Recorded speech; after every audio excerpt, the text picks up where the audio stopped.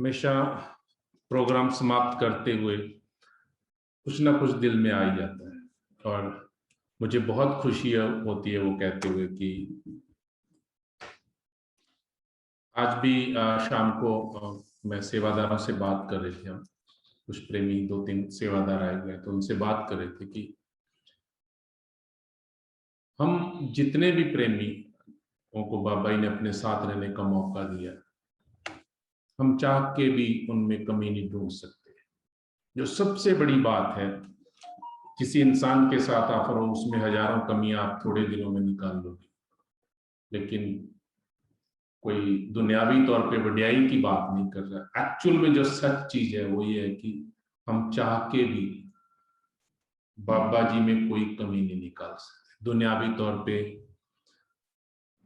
अगर उनका तैयार होने का अंदाज, सुबह उठने का तैयार होने का अंदाज, उनका चलने का अंदाज, उनका बात करने का अंदाज, उनका कपड़े पहनने का अंदाज, कपड़ों को कैसे साफ रखते हैं और अपने खेत में घूमते हुए भी वो कैसे सब चीजों को, अपने जूतों तक को, अपने बिस्तरे को, हर चीज को वो बाबा जी कर सकते हैं।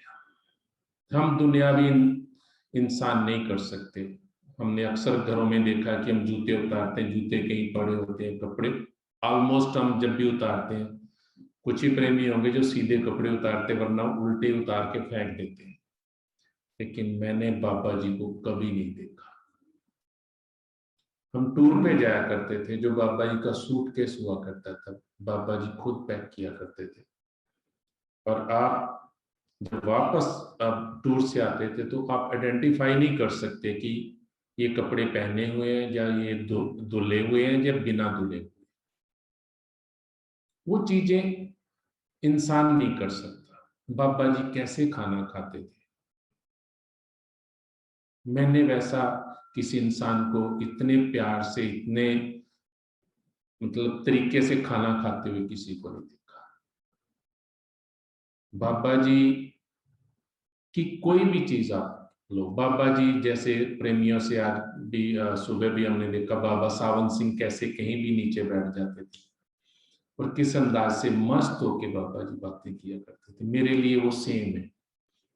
हालांकि मैंने अपने बात कर रहे थे कि मैंने अपना दादा गुरु और अपना परदादा गुरु नहीं देखा, लेकिन मैंने बाबा जी जब अभ्यास करते थे तो मुझे याद है कि मैंने बाबा जी महाराज कृपाल की कार देखी थी। हम बहुत छोटे थे, लेकिन वो ड्राइवर हमें हाथ नहीं लगाने देता था, इतना क्लिप मुझे याद है। लेकिन जब हम बाबा सावन सिंह की वीडियो और उनकी फोटोज देखते हैं तो बाबा जी में वो सब चीजें हमने बाबा जी में देखी। कोई फर्क नहीं है, बहुत सारी चीजें, मतलब मेरे पास कोई ऐसी बात नहीं है जो मैं कहूं कि बाबा जी की ये बात मुझे कभी अच्छी नहीं लगी। जिस तरीके से बाबा जी, हम टूर पे जाते थे, उनको ऐसे देख के लगता था कि जैसे अभी हमेशा फुल चार्ज। सत्संग में हम जाते थे, हालांकि जब भी हम सत्संग में जाते थे और वापसी आते थे तो मैं कुछ ना कुछ बोलता हुआ आता था। तो बाबा जी और मेरी आदत थी कि उनको कुछ ना कुछ जोक सुनाने की, जो मुझे कहा गया था, मेरी जॉब थी और मैं बहुत मजे लेके सुनाता था। उसी जोक का एक पार्ट था कि जब भी सत्संग खत्म होता था यहाँ आश्रम में, तो हमारे ओबराय साहब जी अनाउंसमेंट किया करते थे कि सत्संग खत्म है। तो सत्संग से जैसे उठ के बाबा जी चला करते थे तो मैं पीछे से धीरे से बोला करता कि बाबा जी सत्संग खत्म हो गए।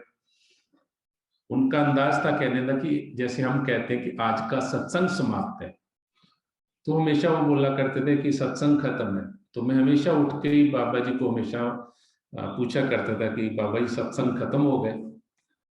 इस बात का फिर एक बार बाबा जी ने मुझे बता दिया कि कोई नहीं बेटे, तेरे से भी बात करते हैं। तो एक बार ओबराय साहब नहीं थे तो उन्होंने मुझे एक स्लिप दी लिख के कि ले बेटे, ये डेट तूने सत्संग के बाद में अनाउंस करनी है। तब कहने को तो अगर आप महान गुरु के पास रहते हैं और आपने बहुत कुछ देखा है, तो समझ तो मुझे उसी टाइम आ गई थी कि आज बाबा जी जरूर मजे लेंगे।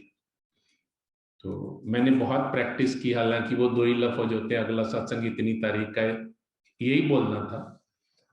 लेकिन मुझे अंदर एक चीज थी जो मुझे कह रही थी कि हाँ कोई बात नहीं बेटे, आज पता चलेगा। आप बिलीव नहीं करेंगे, और मैं अपने आप को बहुत ही स्मार्ट समझता था कि मैं बहुत दिमागी रूप पे हाजिर जवाब हूँ, ये हूँ वो, ऐसी बहुत सारी चीजें मेरे जहन में रहती थी। वो क्यों रहती थी? क्योंकि हमें बाबा जी ने अपने साथ रखा था, और बहुत ही प्यार से कैसे बच्चों को ट्रीट करते हैं, उन्होंने कोई कमी नहीं छोड़ी थी हमारे लिए। तो वो एक गर्व था हमें, और दूसरी तरफ हमें आजादी थी कि बेटे अच्छे से जिंदगी जीनी है, और जो डिसिप्लिन बताया था वो हम करते हुए जीते थे। तो मैंने जैसे ही सत्संग खत्म हुआ तो मैंने स्लिप निकाल के ऐसे जो देख रहा हूं पढ़ नहीं रहा। जैसे आज 27 जुलाई है तो मैं कुछ और ही बोल रहा था, तो मुझे लगा कि कुछ ना कुछ तो गड़बड़ है। देखा तो संगत भी हंस रही है और बाबा जी भी सामने बैठे हंस रहे हैं। तो बाबा जी मुझे कहते देख के पढ़। तो फिर बाबा जी ने उस बार खुद डेट अनाउंस की थी, और जैसे ही हम उठ के सत्संग से निकले तो मुझे कहते कैसे हो। हमेशा बुजुर्गों का मजाक उड़ाते थे, आज कैसा रहा। मतलब वो सब नजारे, ऐसी ऐसी ऐसी बातें हैं कि बाबा जी में चाह के भी कोई कमी नहीं निकाल सकते। आज हर पल हर तरीके से हमेशा उनकी याद उनकी दया से बनी हुई है। हालांकि हम में बहुत कमी है, बहुत गलतियां हम करते हैं, लेकिन फिर भी अगर आज बाबा सावन सिंह के जी के जन्मदिन के बारे में बात करते हैं, उनकी वीडियोस जो देखते हैं, तो मुझे बाबा सावन सिंह में और बाबा जी में कोई फर्क, अगर मुझे कोई पूछे उनके साथ जो उन्होंने रहने का मौका दिया, तो मुझे कोई फर्क नहीं लगता। सिर्फ बाहरी तौर पे एक उनकी अपनी बहुत प्यारी मूर्त थी, बहुत प्यारी सूरत थी बाबा जी, बाबा सावन सिंह की, और बाबा जी को तो हमने सबने देखा है।